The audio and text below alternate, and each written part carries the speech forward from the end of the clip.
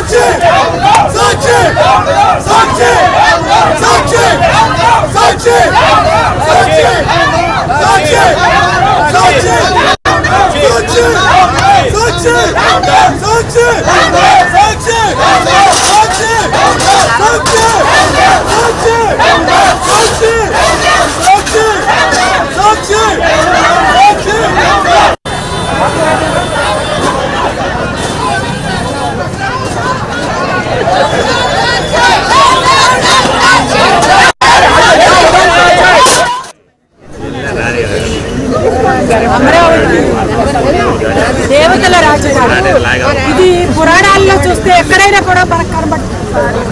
కానీ వాణిజ్యపరంగా చూసుకున్నా, సస్యశ్యామలంగా చూసిన అమరావతి విరాజిల్లింది ఆ రోజు నుంచి ఈ రోజు వరకు. కానీ గత 5 సంవత్సరాలలో చరిత్ర మారింది.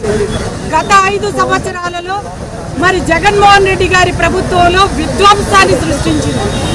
ఆనాడు మరి ఎవరైతే త్యాగాలు చేసి 33,000 ఎకరాలను భూమిని అమరావతి కోసం, ఈ రాష్ట్రం కోసం, రాజధాని కోసం వాళ్ళు త్యాగాలు చేశారో వాళ్ళందరూ కూడా విపరీతమైన దెబ్బలు తిన్నారు, రోడ్ల మీదకి ఈడ్చారు, వాళ్ళు తినే అన్నంలో ఇసుక పోశారు, అన్ని రకాల విధ్వంసాన్ని వాళ్ళు సృష్టించారు. మరి ప్రతిపక్ష నాయకుడుగా జగన్మోహన్ రెడ్డి ఆ రోజున అసెంబ్లీలో ఒక మాట అన్నాడు, 33,000 ఎకరాలు కనీసం ఉండాలి, అమరావతి రాజధానిగా నేను ఒప్పుకుంటున్నానని.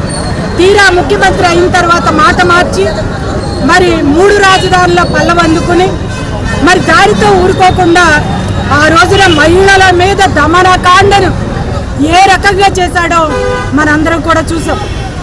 అటువంటిది ఈ రోజున ప్రజలందరూ బుద్ధి చెప్పారు, ఇలాంటి ముఖ్యమంత్రి మాకొద్దు, అభివృద్ధి అనేది మర్చిపోయి ప్రజల మీద దమనకాండను చేసి ముఖ్యంగా అమరావతి మహిళల మీద విపరీతమైన ట్రోలింగ్స్ చేయటం, వాళ్ళని నానా రకాలుగా హింసించటం, వీటన్నిటి మీద ప్రజలు విస్పష్టమైన తీర్పిచ్చారు.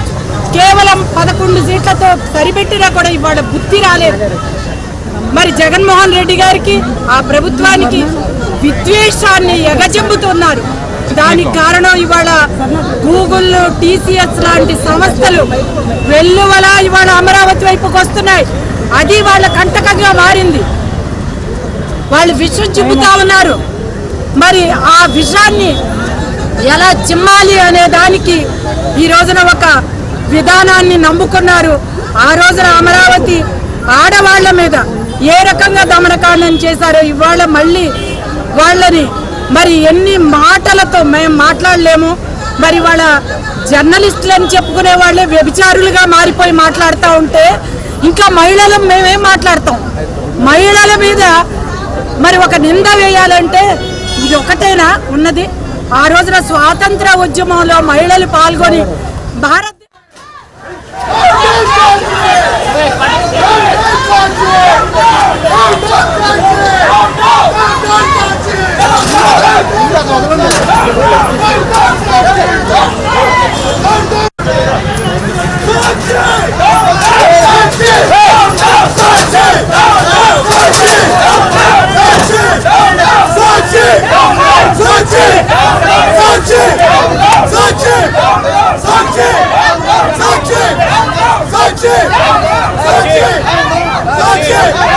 Sachi!